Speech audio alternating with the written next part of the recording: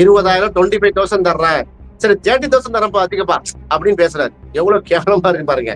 அதாவது இத வந்து விஜய் பேசக்கூடிய அந்த வீடியோவை, தன்னிலை விளக்க வீடியோவை எல்லாத்தையும் கொண்டு போணுமா.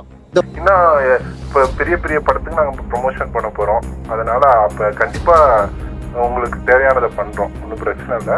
கொஞ்சம் சொல்லுங்க. லாஸ்ட் டைம் வந்து அந்த வீடியோக்கு 20,000 பே பண்ணிருந்தோம். இதுல 25 to 30 வரைக்கும் பண்ணலாம். ஏன்னா இந்த ஒரு 3 minutes வீடியோனால பண்ணலாம். கொஞ்சம் சொல்லுங்க. ஒன்றும் பிரச்சனை இல்லை, பார்த்து சொல்லுங்க. செருப்பு வீட்டு தப்புன்னா வந்து வெளியில அந்த வீடியோ பார்க்கும்போது தெரியும். ஆனா எந்த நிலையில வீசுறானா ஒரு இளைஞன் தான் வீசுறாரு. அதை அவரு காலுக்கு கீழே வந்து இறந்து கிடக்குறாங்க.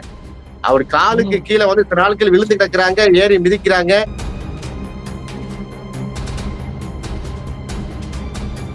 சிக்னல் காட்டுறதுக்காக எடுத்து வீசிருக்காரு. அப்ப கீழே இறந்து கிடக்குறவங்க சிக்னல் காட்டுறதுக்காக செருப்படுத்தி வீசிருக்காரு. அப்படித்தானே அது?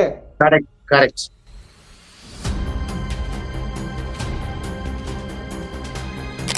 ஒய் பிரிவு பாதுகாப்பு எங்க உள்ளவங்க எல்லாம் வந்து டெல்லிக்காரங்க தான்.